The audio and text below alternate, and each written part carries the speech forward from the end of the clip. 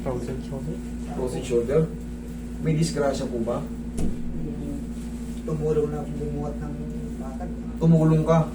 Ngayon, siyempre bakal, mabigat.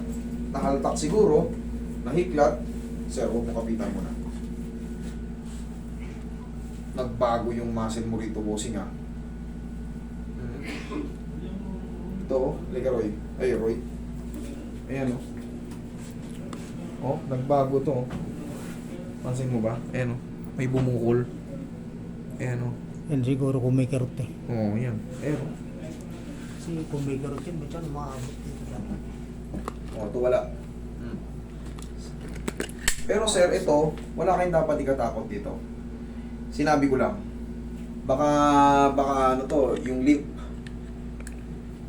Baka mga nodules lang to. Huwag mo lang ipaduro kung ipapahilot, ha? Hayaan mo lang siyang ganyang kaliit.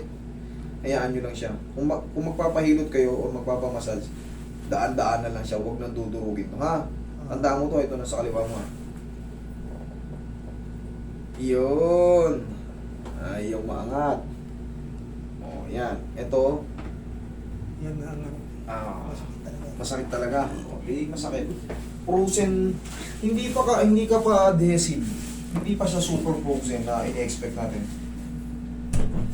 Pero, papunta ka na ron. Kailan pa nagsimula yan? Ay, 10 na siguro. O, kita mo, 1 buwan na, ganito na. Susunod na buwan yan, ganito na yan. 3 buwan yan, pamaga na kasi ng pamaga yan. Pero, awatin natin, bossing. Pero kailangan may bawang 10 kilo na sa loob. Okay?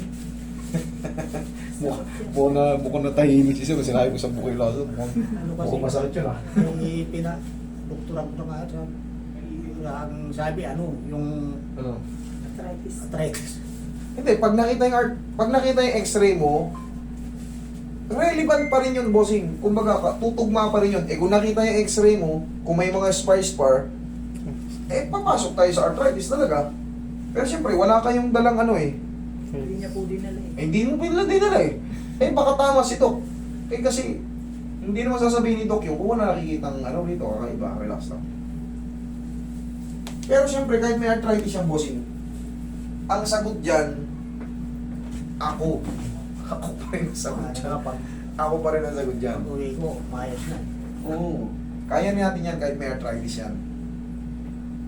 Sapaw lang yan, Alugin mo, tsaka mo i-rectang, i-massage. Pero itong bukol, sir, gaya ng sinabi ko, ito, huwag mong dudurugin. Dito ka sa mga nakapalibot lang sa kanya. Yung mga bukol, huwag nyo ipagsawalang bahala. Huwag nyo rin basta ipapadurog-durog yan. Dahil baka iba ang maging outcome yan. Baka mamaya lumaki, bumarat dito sa leg nyo, umabot sa lalamunan, maka-apekto sa pagkain nyo.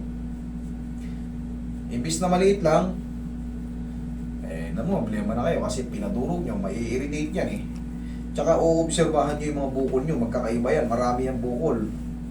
Marami yung uri ng bukol. Pangkaraniwan sa atin. Mga taba-taba dyan. Relax na. O sige, kung lalabanan sumigaw ka na ng darna. Okay. Kaya? Ha? Masakit-sakit na. O, sige lang. 20 to 30 seconds, ganun. Napapanood nyo ba ako sa ganito? Ako po. Oo. Si Madam, alam niya yan Sinasabihin ko kayo, pag may ganyang frozen shoulder, magbaon kayo ng 10 kilo lakas ng loob. Kasi sometimes, medyo mahina-hina ang pain toleration nyo, unbearable, hinihimatay. Kaya, hindi namin tinatago yan. Kasi nga, talagang, kahit saan kayo pumunta, talagang may pain. Okay, relax na. Kaya naman. Kaya. Kaya. Very good. Okay, relax lang. Kung lalabanan. Yan. Sige, tapa.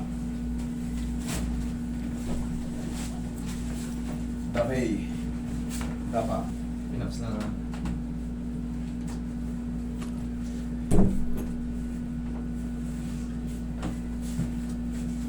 Relax lang.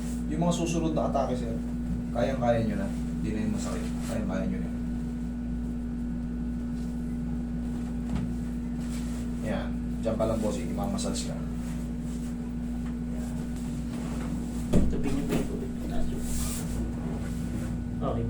sa tiyan yung kamay. Yan. Relax na. Inhale. Exhale. Andiyan na ba si Lawrence? Wala pa ako. Umalis na. Ha? Umalis na tundok. Ako pabalik. Okay, upo. Upo, upo.